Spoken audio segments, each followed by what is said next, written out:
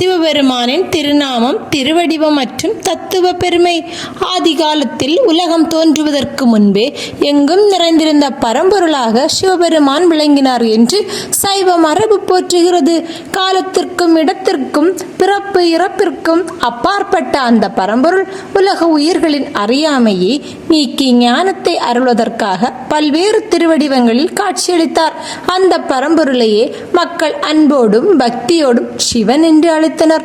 சிவம் என்ற சொல்லுக்கு மங்களம், நன்மை, தூய்மை, பேரின்பம் போன்ற பொருள்கள் கூறப்படுகின்றன. ஆகவே சிவன் என்பது வெறும் ஒரு தெய்வத்தின் பெயர் மட்டுமல்ல, உலகில் நன்மையையும் மங்களத்தையும் நிலைநிறுத்தும் பரம்பொருளை குறிக்கும் திருநாமமாகவும் கருதப்படுகிறது. ஒரு காலத்தில் மனிதன் தன்னை உடல், செல்வம், பதவி, புகழ், ஆசை ஆகியவற்றோடு மட்டுமே இணைத்து கொண்டு வாழ்ந்து வந்தான். ஆனால் ஞானிகள் மனிதனுக்குள் இருக்கும் ஆத்மாவே இறைவனின் ஒளியை தாங்கி இருக்கிறது என்று உணர்த்தினர். இதனால்தான் ஜீவன் சிவனாகலாம் என்ற உயரிய தத்துவம் உருவானது. மனிதன் தனது ஆசைகள், அகந்தை, கோபம், பொறாமை, பற்றுதல் போன்றவற்றை படிப்படியாக வேறறுத்து மனதை தூய்மைப்படுத்தி இறைஞானத்தை அடைந்தால் அவனுக்குள் உறங்கிக் கொண்டிருக்கும் சிவத்தன்மை வெளிப்படும் என்பது இதன் ஆழமான கருத்தாகும். சிவனை அடைவது என்பது வெளியில் எங்கோ இருக்கும் கடவுளை தேடி செல்வது மட்டுமல்ல, தன்னுள் இருக்கும் இறை ஒளியை உணர்வதுமாகும்.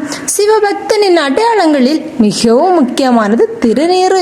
வெண்மையான சாம்பலை நெற்றியில் அணியும் போது அது வெறும் சமய சின்னமாக மட்டும் கருதப்படுவதில்லை.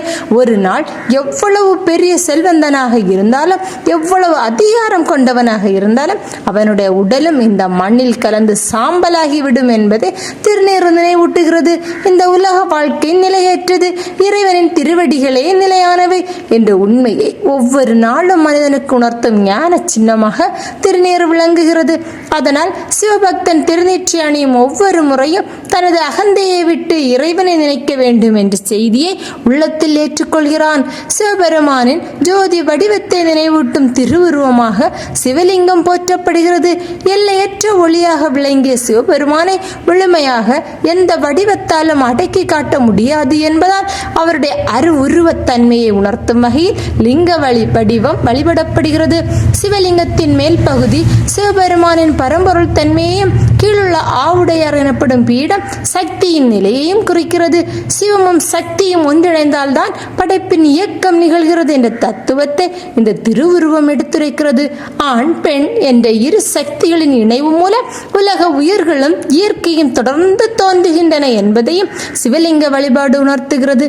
சிவபெருமானின் வாகனமாக ரிஷபம், அதாவது நந்தி விளங்குகிறது. நந்தி வெறும் வாகனம் மட்டுமல்ல, சிவபெருமானின் வாயிலை காக்கும் பக்தனாகவும் இறைவனின் திருவடிகளை எப்போதும் நோக்கி நிற்கும் அடியாராகவும் சைவ மரபில் போற்றப்படுகிறார். ரிஷபம் என்ற சொல்லுக்கு காமம் அல்லது ஆசை என்ற பொருளும் தொடர்பு படுத்தப்படுகிறது. சிவபெருமான் காமனை தன் நெற்றிக் கண்ணின் அக்கினியால் எரித்தவர் என்ற புராண நிகழ்வு ஆசைகளை கட்டுப்படுத்தியவரின் பெருமையை உணர்த்துகிறது. இங்கு காமனை அழித்தது என்பது மனிதனின் இயல்பான உணர்வுகளை அழிப்பதை மட்டும் குறிக்கவில்லை. கட்டுப்பாடற்ற ஆசைகள் மனிதனை ஆளாமல் அவற்றை ஞானத்தின் மூலம் அடக்க வேண்டும் என்பதை தத்துவமாக எடுத்துரைக்கிறது. சிவபெருமானை திரையம்பகன் என்றும் அழைக்கின்றனர். அம்பகம் என்றால் கண் என்று பொருள். சிவபெருமானுக்கு 3 கண்கள் இருப்பதாக சைவ மரபு கூறுகிறது. சூரியன், சந்திரன் மற்றும் அக்னி ஆகியவை அவரது 3 கண்களாக குறிக்கப்படுகின்றன. 2 கண்கள் உலகை வழக்கமான பார்வையில் காண்பதை குறிக்கின்றன என்றால், நெற்றியில் விளங்கும் 3வது கண் ஞானத்தின் அடையாளமாக கருதப்படுகிறது. அந்த ஞான கண் திறந்தவுடன் அறியாமை, மாயை, அகந்தை ஆகியவை அழிந்து உண்மை வெளிப்படும் என்று புராணங்கள் உணர்த்துகின்றன. அதனால்தான் சிவனின் நெற்றிக்கண் என்பது அழிவின் சின்னமாக மட்டுமல்லாமல் அறியாமையை எரித்து ஞானத்தை வெளிப்படுத்தும் பேரொளியாகவும் போற்றப்படுகிறது. சிவபெருமானின் வழிபாட்டில் பிரதோஷம் என்ற காலத்துக்கும் தனி சிறப்பு உண்டு. பிரதோஷம் என்பது இரவு தொடங்குவதற்கு முந்தைய புனிதமான நேரத்தை குறிக்கும். அந்த வேளையில் சிவபெருமானை நினைத்து வழிபடுவது மிகவும் சிறப்பானதாக கருதப்படுகிறது. குறிப்பாக சனிக்கிழமை என்று வரும் பிரதோஷம் சனி பிரதோஷம் என்று அழைக்கப்படுகிறது. பார்க்கடலை கடைந்தபோது தோன்றிய கொடிய விஷத்தை சிவபெருமான் உலக உயிர்களை காப்பதற்காக ஏற்றுக்கொண்ட திரு நிகழ்வுடன் பிரதோஷ வழிபாட்டை சைவ மரபு தொடர்பு படுத்துகிறது. இதனால் பிரதோஷ காலத்தில் சிவபெருமானை வழிபட்டால் துன்பங்கள் நீங்கி மன அமைதி, நன்மை மற்றும் இறையருள் கிடைக்கும் என்ற பக்தி நம்பிக்கை தலைமுறைகள் கடந்து நிலைத்து வருகிறது. இவ்வாறு சிவபெருமானின் ஒவ்வொரு திருநாமத்திற்கும், ஒவ்வொரு திருவடிவத்திற்கும், ஒவ்வொரு சின்னத்திற்கும் ஆழமான தத்துவ பொருள் இருப்பதாக சைவ மரபு எடுத்துரைக்கிறது. வானம் மனிதனுக்கு தந்தையை போன்றது, பூமி அன்னையை போன்றது. வானமும் பூமியையும் இணைந்து உயிர்கள் வாழ்வதற்கான உலகத்தை உருவாக்குகின்றன. இந்த படைப்பின் அடிப்படை சக்திகளான சிவமும் சக்தியும் பிரிக்க முடியாத ஒன்றாக இருப்பதை வெளிப்படுத்தும் திருவுருவமே அர்த்தநாரீஸ்வரர். சிவபெருமானின் ஒரு பாதி ஆண் தன்மையையும் மற்றொரு பாதி பெண் தன்மையையும் வெளிப்படுத்தும் இந்த வடிவம் உலகில் ஆண் பெண் சக்திகள் ஒன்றுக்கொன்று எதிரானவை அல்ல, ஒன்றை ஒன்று நிறைவு செய்பவை என்பதை உணர்த்துகிறது. அதனால் சிவபெருமானின் பிராணமும் தத்துவமும் வெறும் பழக்கதையாக மட்டும் பார்க்கப்படுவதில்லை, மனித வாழ்க்கையின் நிலையாமையை திருநீரனை ஊட்டுகிறது. ஆசைகளை வெல்லும் ஞானத்தை நந்தியும் காம தகனமும் உணர்த்துகின்றன. உள்ளத்தில் இருக்கும் இறை ஒளியை சிவலிங்கம் நினைவூட்டுகிறது. மூன்றாவது கண் அறியாமை அளிக்கும் ஞானத்தை குறைக்கிறது.